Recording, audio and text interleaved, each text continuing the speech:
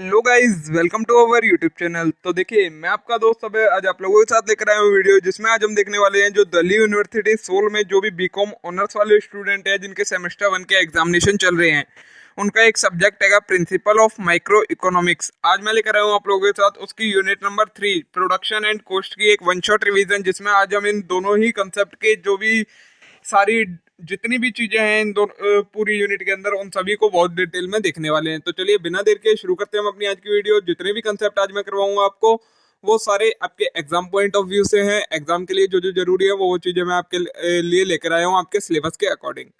अगर आपने अभी तक चैनल को सब्सक्राइब ना करा हो तो चैनल को जरूर सब्सक्राइब कर लें, वीडियो को लाइक करना ना भूलें और वीडियो को अपने सभी दोस्तों के साथ शेयर जरूर करें। तो चलिए अब शुरू करते हैं। सबसे पहले आता है हमारे पास प्रोडक्शन फंक्शन क्या होता है हमारा। तो you know that various input are required to produce a particular product. कई सारे इनपुट का यूज किया जाता है एक प्रोडक्ट को बनाने के लिए। फॉर एग्जांपल, ये सारी आपको एग्जांपल दे रखे हैं। Economic divide input into certain broad categories on the basis of similar economic feature और call them factor of production. जो इकोनॉमिस्ट है उन्होंने इन सभी इनपुट्स को कई ब्रॉड कैटेगरी में डिवाइड कर दिया है उनके फीचर्स के अकॉर्डिंग, और उन्हें हम कहते हैं factor of production. The outcome of process of production using this factor input is called output. जो हमारे पास रिजल्ट निकल के आता है जब हम इन जो इनपुट फैक्टर हैं उनको प्रोडक्शन के प्रोसेस में करते हैं, तो जो हमारे पास रिजल्ट आता है उसे हम आउटपुट कहते हैं, which may be a final consumption good, जो कि एक फाइनल गुड्स होते हैं। Now the production function describe the technical relation that may exist at any time between the quantity of factor of input and resulting output giving the prevailing state of technology। तो production function क्या होता है, एक relation stabilise करता है किनके बीच में, जो हमारे फैक्टर ऑफ प्रोडक्शन थे और जो हमारा आउटपुट आया है उनके बीच में एक जो रिलेशन होती है उसे हम कहते हैं production function. It describe the law governing transformation of factor input into product per unit of time. In other words, the production function represents the technology of a firm or industry, the economy as a whole. Thus, technological progress, the production function necessary undergoes a change। नीचे दिया गया है production function can be expressed either as schedule or as a graph. Production function को हम कैसे भी represent कर सकते हैं, या तो एज अ शेड्यूल मतलब टेबल फॉर्म में या ग्राफ फॉर्म में, और इन द एल्जेब्रिक इक्वेशन और एल्जेब्रिक इक्वेशन के फॉर्म में। Production function is one form can be converted in any of the alternative form। real life production function include a wide range of independent variable। जो real life में production function होता है उसमें क्या कई सारे वेरिएबल आते हैं फैक्टर इनपुट, जैसे कि land, labour, raw material, fixed capital, organisational efficiency, scale factor, ये सारी चीजें आती है। In equation form we can write production function. जो रियल लाइफ का प्रोडक्शन फंक्शन होता है उसे हम लिखते हैं Q is equal to function of land, labour, capital, ये सारी चीजें। ठीक है, अब आता है शॉर्ट रन प्रोडक्शन फंक्शन क्या होता है। तो in the preceding section we have explain some detail the basic of distinction between long run and short run. Short run is a period during which durable use capital equipment of a firm are fixed and change in output can be brought about only by applying a larger or smaller amount of variable factor। Short run production function क्या होता है, जिसमें जो हमारे fixed वाले factor है ना, मतलब जो चेंज नहीं होते हैं वो फैक्टर फिक्स्ड रहते हैं, कांस्टेंट रहते हैं।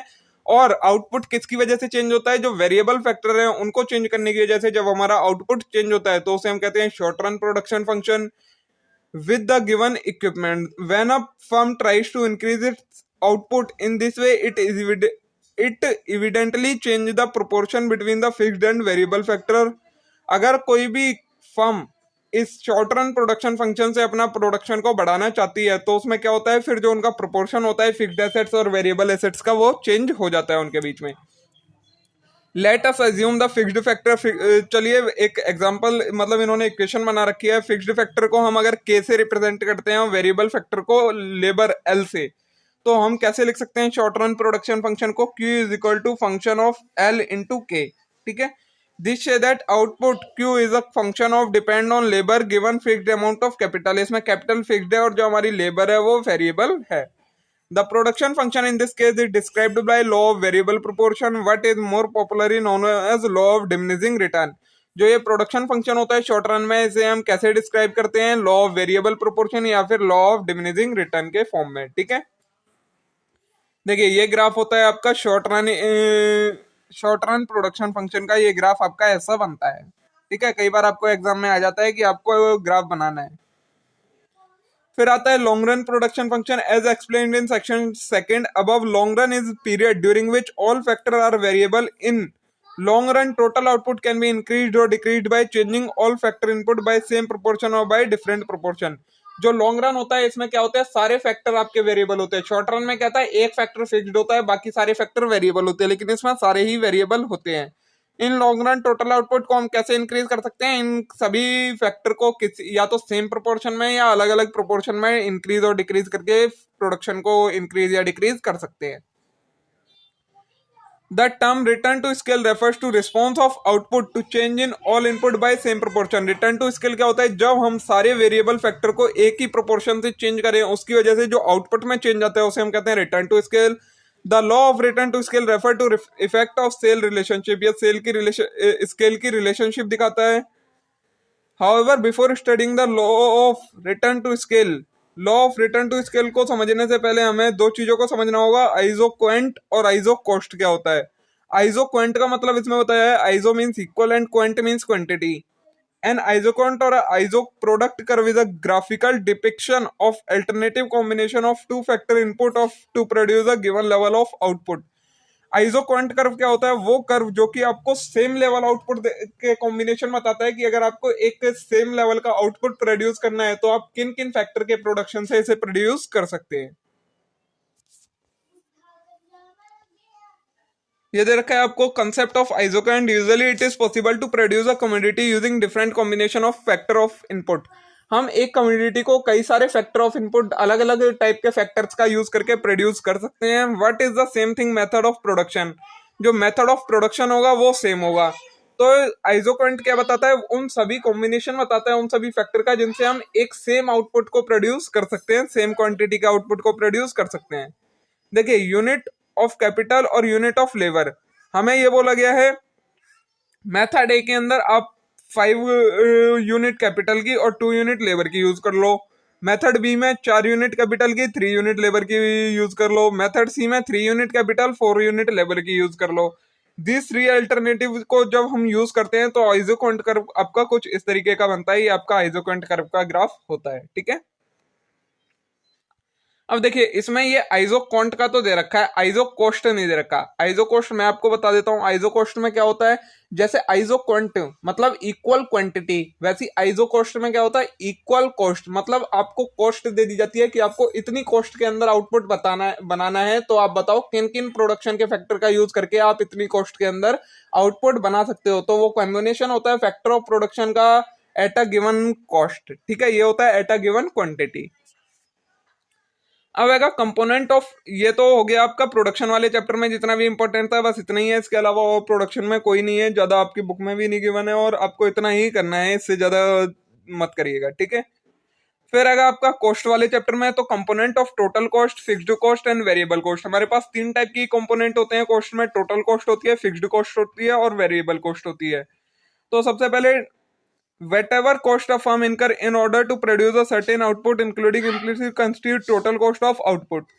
टोटल कॉस्ट क्या होती है, जब आप एक्सप्लिसिट कॉस्ट और इम्प्लिसिट कॉस्ट, दो टाइप की ये कॉस्ट होती है, इन दोनों को जब आप ऐड कर देते हैं तो आपकी टोटल कॉस्ट आ जाती है। आगे अभी हम पढ़ेंगे एक्सप्लिसिट और इम्प्लिसिट में क्या आता है। सबसे पहले देखते हैं फिक्स्ड कॉस्ट क्या होती है। So in order to produce a certain level of output, a firm has to equip itself with certain amount of durable use capital goods such as machine, building, tool, equipment, which, if properly maintained, aid production over a long period of time. This use is not confined to single act of production but extend over period of time। जब कोई भी firm अपना production करना start करती है तो सबसे पहले उसे कुछ इक्विपमेंट खरीदने होते हैं, जैसे कि मशीन, बिल्डिंग, टूल, ये सारी चीजें खरीदनी होती हैं। ये सारे कैसे इक्विपमेंट होते हैं, ये सारे फिक्स्ड इक्विपमेंट होते हैं जो कि एक लॉन्ग पीरियड ऑफ टाइम तक चलने वाले हैं। The return from such capital are spread over the whole of their productive life. तो जो इनसे हमें रिटर्न मिलता है उसे हम किसमें, जितनी भी इनकी प्रोडक्टिव लाइफ होती है उसमें डिस्ट्रीब्यूट कर देते हैं। तो यही होती है हमारी फिक्स्ड कॉस्ट। वो कॉस्ट जो इन फिक्स्ड फैक्टर को खरीदने के लिए यूज की जाती है या इनकर की जाती है, वो कॉस्ट कहलाती है हमारी फिक्स्ड कॉस्ट, ठीक है।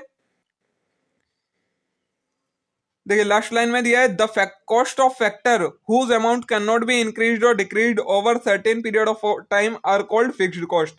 वो फैक्टर जिनकी कॉस्ट को हम ना तो बढ़ा सकते हैं ना कम कर सकते हैं। एक फिक्स्ड कॉस्ट रहती है, चाहे कितना भी आउटपुट आप उनका प्रोड्यूस करो उनसे, वो कहलाती है हमारी फिक्स्ड कॉस्ट। वहीं वेरिएबल कॉस्ट क्या होती है? There are certain other input whose amount can be varied in short term according to production requirement. कुछ ऐसे इनपुट होते हैं जिनकी अमाउंट को हम इंक्रीज या डिक्रीज कर सकते हैं एज पर इनपुट। प्रोडक्शन के अकॉर्डिंग हम उनकी अमाउंट को इंक्रीज या डिक्रीज कर सकते हैं। मतलब अगर हमें ज्यादा प्रोडक्शन करना है तो उनका ज्यादा यूज करेंगे, कम प्रोडक्शन करना है तो उनके अमाउंट को कम कर देंगे। The cost of such input are called variable cost. तो जो ये वाली कॉस्ट होती है जिसे हम चेंज कर सकते हैं वो कहलाती है वेरिएबल कॉस्ट। इसमें क्या क्या आता है? Cost of operative labour, labour की कॉस्ट जो होती है, रॉ मटेरियल होता है, पावर, फ्यूल, लुब्रिकेंट, ट्रांसपोर्ट, ये सारे हमारे वेरिएबल कॉस्ट के एग्जाम्पल हैं। Thus, we see that a variable cost need to incurred only when some input is produced. Their total varies directly with variation in level of output produced. तो जो variable cost होती है उसे हमें तभी इनकर करना होता है जब हम कुछ प्रोड्यूस करना चाहते हैं, और देयर टोटल वेरीज किस पर डिपेंड करती है? ये जितना हम आउटपुट प्रोड्यूस करेंगे उसके ऊपर ये डिपेंड करती है। ठीक है, फिर आता है हमारा concept total average and marginal cost concept. ऊपर जो टोटल कॉस्ट दी गई थी उसे आप कैसे निकाल सकते हैं? Total fixed cost plus total variable cost अगर आप कर देते हैं तो आपके पास टोटल कॉस्ट आ जाती है। अब यहाँ पर है total average and marginal cost का कंसेप्ट। तो टोटल कॉस्ट क्या होती है? Total cost of input used for producing a certain output constitute total cost of the output, since there are two component of total cost, the variable and fixed cost। वही बात है, जो total cost में क्या क्या आता है? Fixed cost आती है आपकी और वेरिएबल कॉस्ट। तो टोटल कॉस्ट किसके इक्वल हो जाता है? Sum of total fixed cost and total variable cost के। टोटल कॉस्ट का फॉर्मूला होता है total cost is equal to TFC plus TVC. ठीक है, अब नेक्स्ट कंसेप्ट है एवरेज कॉस्ट का। एवरेज कॉस्ट क्या होती है? Total cost incurred for producing a certain output divided by number of unit produce in the average cost per unit of output. जब हम टोटल कॉस्ट को नंबर ऑफ आउटपुट प्रोड्यूस या number of unit produce से divide कर देते हैं तो हमारे पास एवरेज कॉस्ट आ जाती है। Since total cost equal to sum of variable cost and fixed cost, it follow the average cost will be equal to average fixed cost plus average variable cost. जैसे total cost हमारी total fixed cost plus total variable cost के इक्वल होती है, वैसे ही जो हमारी average cost हो जाती है वो भी किसके इक्वल हो जाती है? Average fixed cost plus average variable cost के। देखिए ये आपको नीचे फॉर्मूले दे रखे हैं सारे। एवरेज फिक्स्ड पहले टोटल कॉस्ट का फॉर्मूला टीएफसी प्लस टीवीसी बता रखा है, फिर एएफसी का फॉर्मूला बता रखा है ए टीएफसी अपॉन क्वांटिटी। अगर ऐसी आपको एवरेज वेरिएबल कॉस्ट निकालनी है तो total variable cost upon quantity ऐसे आपकी आ जाती है। और एवरेज कॉस्ट निकालने का फॉर्मूला है average fixed cost plus average variable cost. ठीक है, फिर आता है आपका नेक्स्ट कंसेप्ट मार्जिनल कॉस्ट का। मार्जिनल कॉस्ट क्या होती है? तो the addition made to total cost of firm due to production of an additional unit of output. मतलब किसी फर्म को कितनी एडिशनल कॉस्ट इनकर करनी पड़ी कोई एक एडिशनल यूनिट प्रोड्यूस करने के लिए आउटपुट की, उसे हम कहते हैं मार्जिनल कॉस्ट। मार्जिनल कॉस्ट को कैसे निकालते हैं? मार्जिनल कॉस्ट का फॉर्मूला है टोटल कॉस्ट जो हमें एन आइटम प्रोड्यूस करने में लगी और उसे माइनस कर देते हैं टोटल कॉस्ट जो n-1 आइटम प्रोड्यूस करने में लगी। ये हो जाता है हमारा मार्जिनल कॉस्ट का फॉर्मूला। और मार्जिनल कॉस्ट का फॉर्मूला क्या है? Marginal fixed cost plus marginal variable cost, जिसमें मार्जिनल फिक्स्ड कॉस्ट होती है 0 तो हमारी मार्जिनल कॉस्ट किसके बराबर होती है? मार्जिनल वेरिएबल कॉस्ट के बराबर होती है। ठीक है, फिर आता है हमारा short run industry supply curve. जैसे शॉर्ट रन प्रोडक्शन कर्व था वैसे ही शॉर्ट रन सप्लाई कर्व भी है। इसमें क्या होता है? In the short run the minimum point of average variable cost indicate the shutdown point at which no firm will supply its output. Short run में जो मिनिमम पॉइंट होता है एवरेज वेरिएबल कॉस्ट का वो क्या शो करता है कि अब फर्म को सप्लाई नहीं करनी चाहिए। At each equilibrium point of the firm marginal cost is equal to given price of goods. Equilibrium point जो होता है फर्म का वो क्या होता है? जब मार्जिनल कॉस्ट उसकी गिवन प्राइस ऑफ गुड्स के बराबर हो जाए। Hence the short run supply curve of firm is upward sloping marginal curve which is above the minimum point of average variable cost. तो जो शॉर्ट रन सप्लाई कर्व होता है वो कैसा होता है? Upward sloping marginal cost curve होता है, जो कि किसके ऊपर होता है? एवरेज वेरिएबल कॉस्ट कर्व के ऊपर होता है। The horizontal addition of such supply curve of all individual firm give rise to industry। चलिए देखिए इसका डायग्राम मैं आपको दिखाता हूँ। कुछ इस टाइप का ये इसका डायग्राम होता है। ठीक है, ये भी आप देख लीजिएगा, एग्जाम में आ सकता है आपके लिए बनाने के लिए। नेक्स्ट चलते हैं। फिर आएगा long run cost. Long run cost क्या होती है, तो in the long run all cost are variable. Long run में क्या होती है, जितनी भी कॉस्ट होती है हमारी वो सभी वेरिएबल होती है। So there is no need to make distinction between variable and fixed cost. तो इसमें हमें वेरिएबल कॉस्ट और फिक्स्ड कॉस्ट को अलग अलग करने की जरूरत नहीं होती है। The average cost in long run can be derived from short run average cost when the firm change its plant and size in order to reduce average cost of producing more output. ये छोड़िए आप, ये हैगा, देखिए ये हैगा long run का, जो लॉन्ग रन सप्लाई कर्व होता है, ये हैगा लॉन्ग रन सप्लाई कर्व। इसमें क्या है, जितनी भी short run average cost curve थे उन सभी को ये टेंजेंट होकर जो कर्व जा रहा है उसे हम कहते हैं लॉन्ग रन एवरेज कर्व। ठीक है, अब आता है आपका नेक्स्ट कंसेप्ट जो आपको इस चैप्टर में पढ़ना है, वो है रेवेन्यू का। रेवेन्यू क्या होता है, a capitalist firm is assume to produce with a view to selling its product output on the market. By selling the product firm realise its revenue and its pocket the excess of its total revenue over total cost as its profit. क्या होता है, कोई भी firm market में अपना goods बेचती है जब, तो उसे कुछ पैसा मिलता है। जो पैसा मिलता है वो हमारा रेवेन्यू कहलाता है।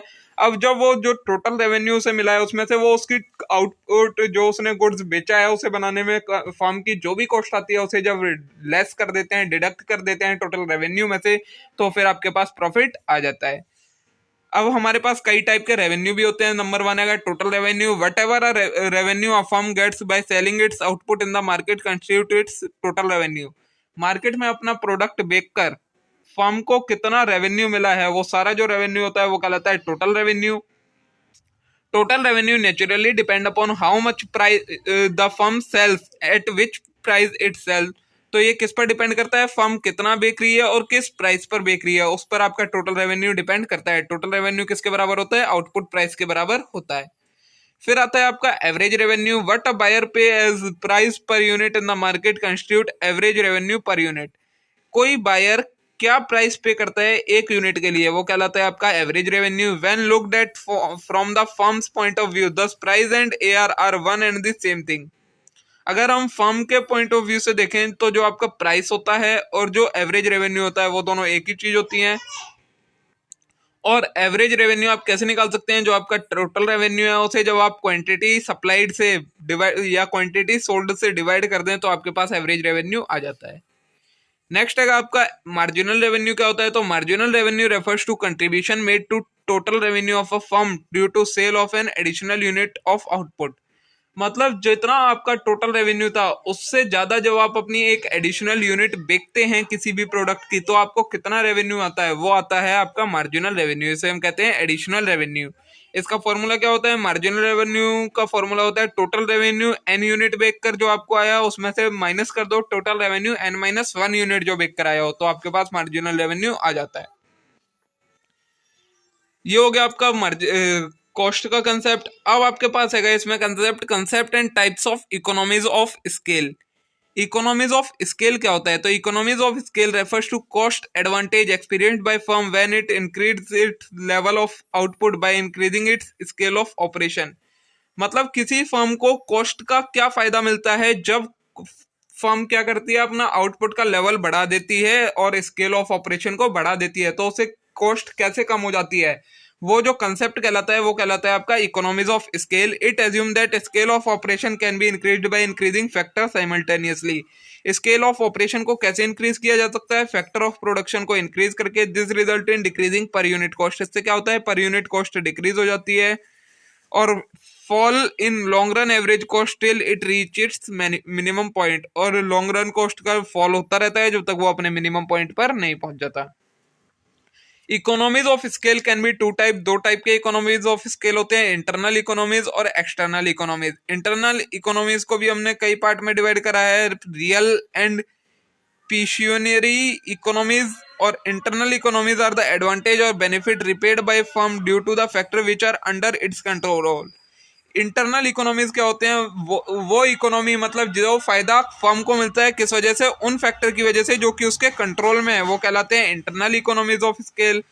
अब इंटरनल इकोनॉमीज ऑफ स्केल में रियल इकोनॉमीज क्या होती है, consist of mixture of several function noticed at work place.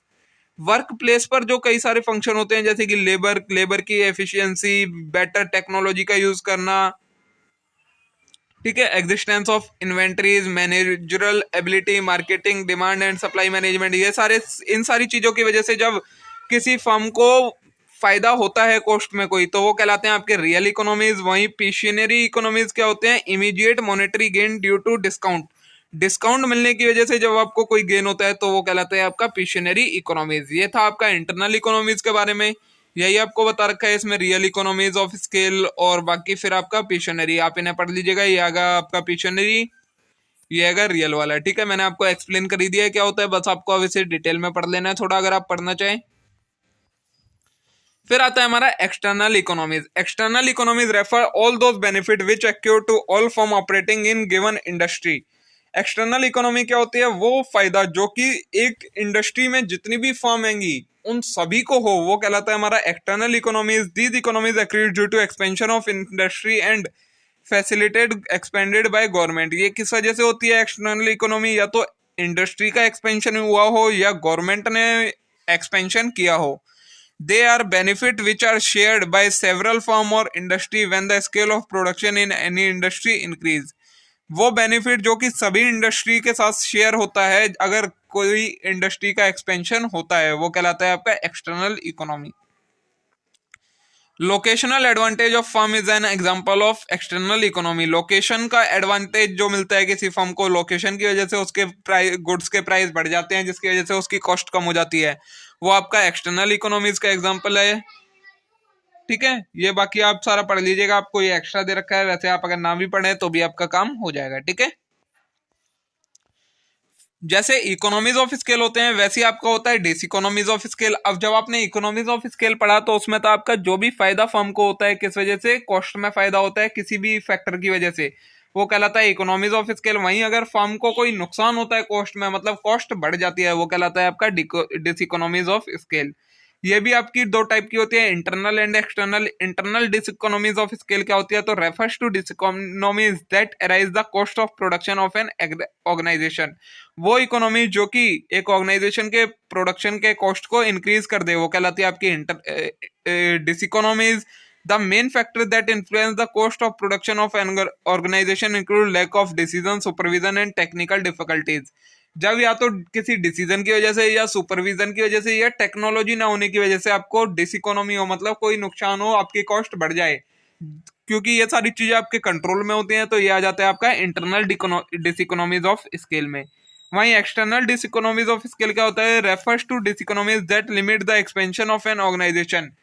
वो कोई भी फैक्टर जो कि आपके जो फर्म है या इंडस्ट्री है उसके एक्सपेंशन को रोक दे और उसकी वजह से आपकी कॉस्ट बढ़ जाए, वो कहलाता है आपका एक्सटर्नल डिसइकोनॉमीज ऑफ स्केल। फिर अगर डिक्रीजिंग रिटर्न टू स्केल, ये क्या होता है, cost by diseconomies of scale which may due to following factor, जो कि किन फैक्टरों की वजह से हो, managerial inefficiency, fall in availability of natural non renewable resources, taxation by government. इन सारी चीजों की वजह से जो डिसइकोनॉमी होती है उसे हम कहते हैं डिक्रीजिंग रिटर्न टू स्केल, ठीक है। तो देखिए दोस्तों, इसी के साथ हमारा ये प्रोडक्शन एंड कॉस्ट वाले में जितने भी इंपॉर्टेंट कंसेप्ट थे वो सभी मैंने आपको एक्सप्लेन कर दिए हैं। इनके अलावा अब आपको कोई भी और चीज करने की जरूरत नहीं है। अगर आप इतना भी करके जाते हैं एग्जाम में तो आप बहुत अच्छे नंबर स्कोर कर सकते हैं। मे भी आज की वीडियो आप लोगों के लिए यूजफुल रही होगी, आप लोगों को पसंद आई होगी। अगर वीडियो अच्छी लगी हो तो वीडियो को लाइक जरूर करें, चैनल को जरूर सब्सक्राइब कर लें इस टाइप के और कंटेंट के लिए, क्योंकि अभी इस complete principle of micro economies या इंट्रोडक्टरी माइक्रो इकोनॉमी जो भी नाम है इस बुक का, उसके अभी एक यूनिट की रिवीजन आपकी रह गई है, यूनिट नंबर 4 की। उसकी रिवीजन भी मैं आप लोगों के साथ बहुत जल्द लेकर आने वाला हूं, इसलिए आप बेल आइकन को प्रेस करके रखें, जैसे ही मैं वीडियो अपलोड करूं आप लोगों के पास नोटिफिकेशन आ जाए। आज के लिए इतना ही, अब हम मिलेंगे नेक्स्ट वीडियो में। Thank you.